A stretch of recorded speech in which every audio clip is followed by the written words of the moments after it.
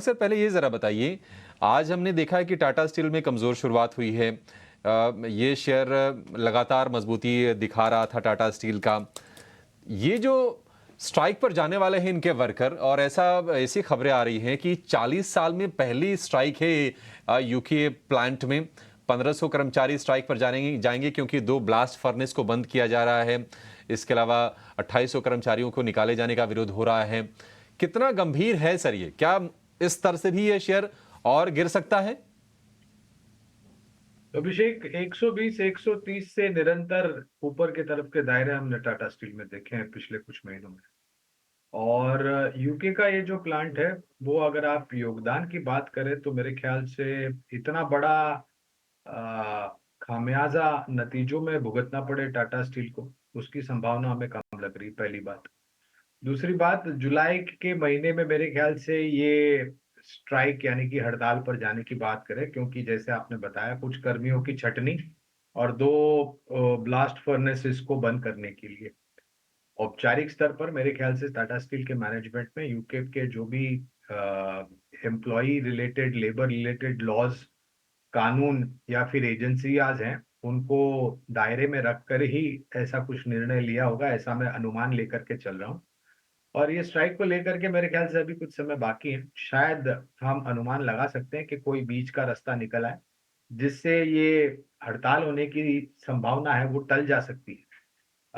क्योंकि हम बात करें तो हमारे लिए अनिवार्य होगा अभिषेक कि टाटा स्टील के ऊपर बुनियादी तर्क के आधार पर हमारी खरीदारी की जाए। जिस तरह से फर्टिलाइजर पर जीएसटी हटाने का फैसला टल गया है, जीओएम अब इस पर फैसला लेगा, यानी कि ग्रुप ऑफ मिनिस्टर्स। आज सारे के सारे जो फर्टिलाइजर स्टॉक्स हैं, एनएफएल हो गया, जीएसएफसी हो गया, नागार्जुन फर्टिलाइजर हो गया, आरसीएफ हो गया, ये तमाम शेयर आज कमजोरी के साथ ही आपको कारोबार करते हुए दिखेंगे। गाइडेंस कट किया है उज्जीवन स्मॉल फाइनेंस बैंक ने, उसमें 7% के आसपास की भारी भरकम गिरावट है। गेमिंग को लेकर उम्मीदें थीं, हालांकि ना तो इस पर कोई चर्चा हुई, ना इस पर कोई डिसीजन हुआ। आप देखिए, डेल्टा कॉर्प हो गया या फिर नज़ारा टेक हो गया, ऑनलाइन गेमिंग और कसिनो वाली जो कंपनीज हैं वहां पर आज हम कमजोरी देख रहे हैं। डेल्टा कॉर्प का शेयर करीब करीब 5-6% नीचे कारोबार कर रहा है। नज़ारा टेक आप देखिए, ये भी कमजोरी के साथ ही कारोबार कर रहा है। तो ये वो शेयर हैं जिनका सीधे सीधे जीएसटी काउंसिल की जो बैठक हुई है शनिवार को, उससे संबंध है और आज उसके चलते यहां पर हम कमजोरी देख रहे हैं। गुरांग सर, एक बार जरा आपसे ना ये फर्टिलाइजर वाले जो स्टॉक्स हैं इस पर फिर से आपसे राय चाहेंगे। देखिए, मामला बस टला है, उम्मीदें खत्म हुई नहीं है, शेयर बहुत चल चुके थे। हालांकि अगर उसके हिसाब से देखेंगे तो बहुत बड़ी गिरावट नहीं आ रही है। 4-5% अगर देखा जाए तो ये शेयर तो 30-30% चल गए थे पिछले हफ्ते की अगर हम बात करें तो। किस तरह से देख रहे हैं सर? क्या ये fertiliser stocks buy on dips है या फिर अब अवॉइड करना चाहिए क्योंकि चले बहुत हैं ये? देखिए अभिषेक, सबसे पहले तो मैं ये चीज कहना चाहूंगा सभी लोगों को और दर्शकों को कि आप अपने आप को प्रमाण पत्र दे करके जीएसटी काउंसिल का अध्यक्ष बना मत दीजिए।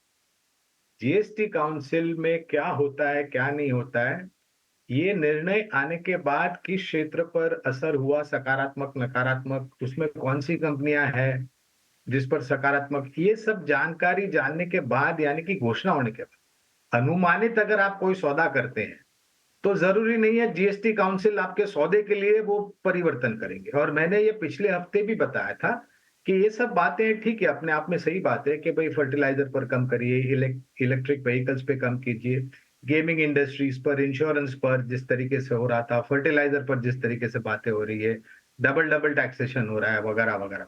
लेकिन सौदा तब कीजिए जब आपके पास स्पष्टीकरण आ जाता है। भले आपको 3, 4, 5% ऊपर लेने मिले, लेकिन स्पष्टीकरण के बाद लीजिए। अब आपकी वास्तविकता में बात भी सही है कि ये गेमिंग वाले जो स्टॉक से पिछले हफ्ते चले थे, इसी कारण को लेकर के चले थे कि शायद कोई हृदय परिवर्तन जीएसटी काउंसिल का होगा और दरें कम की जाएगी। लेकिन ऐसा कुछ मेरे ख्याल से ना तो मुझे सुनने में आया है, ना ही कोई औपचारिक स्तर पर कोई घोषणा हुई है। कंपनियां, क्षेत्र अच्छी है, लेकिन मेरे ख्याल से अगर आप कोई नीति बदलाव को लेकर के या दरों में, टैक्स के दरों में बदलाव को लेकर के अगर आप सौदा लिखना चाहते हैं तो मेहरबानी करके स्पष्टीकरण आने के बाद कीजिए।